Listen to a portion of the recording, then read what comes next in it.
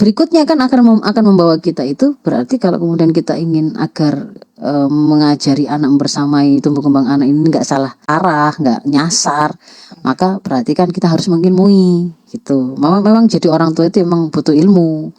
Oh enggak, iya mengilmui, dan mengilmuinya itu akhirnya memang bisa dari mana-mana kita belajarnya itu, tidak harus kemudian melalui dari guru yang di dalam ruang-ruang kelas gitu. Ada kalanya kita belajar kesabaran bagaimana orang tua dengan anaknya itu dari orang tua yang lain gitu kan ya.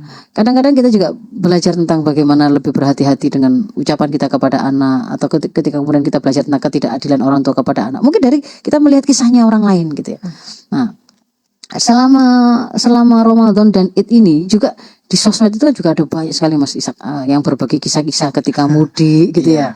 Bagaimana kemudian mereka menceritakan suasana ketika mudik. Itu ada kali perlakuan keluarga besar, ada kali perlakuan mertua dan ipar-ipar gitu ya.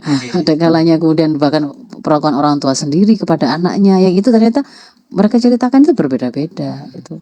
Kadang-kadang berbeda-bedanya itu mengikuti, kalau mereka membawa sesuatu oleh-oleh atau kelebihan yang bersifat materi, kemudian sepertinya perlakuannya menjadi lebih baik, misalnya begitu ya. Kita lebih sayang, kita lebih dihormati, lebih disambut dan seterusnya.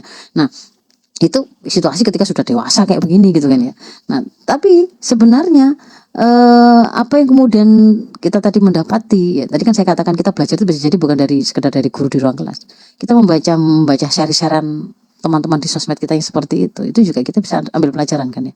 Seandainya kita itu kemudian bersyukur kita dibesarkan oleh keluarga yang enggak begitu cara memperlakukan orang gitu ya. Sudah sesuai dengan tuntunan Rasul bahwa orang tua itu benar harus adil pada anak-anaknya, semua disayangi. Dan seterusnya nanti kita akan juga tunjukkan. Tapi kita juga bisa belajar seperti itu yang menyakitkannya ternyata ketika seorang orang tua misalkan salah memperlakukan anak kakak beradik yang itu sama-sama satu saudara. Salah sedikit saja mengambil contoh, mengambil kalimat gitu ya. Nah, ada kalanya kemudian kita membandingkan, ada kalanya kita begitu kadang-kadang kita tidak ngerti. Nah, itu perlu diilmui begitu.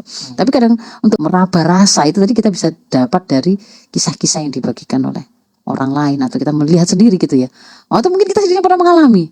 Kalau kita punya anak banyak, waktu pulang ke rumah orang tua atau ke mertua, itu ternyata ada suguhan-suguhan itu hanya boleh untuk anaknya siapa, bukan untuk anak kita. Misalnya begitu kan, ternyata kayak begitu gitu loh. Ya, dilainkan.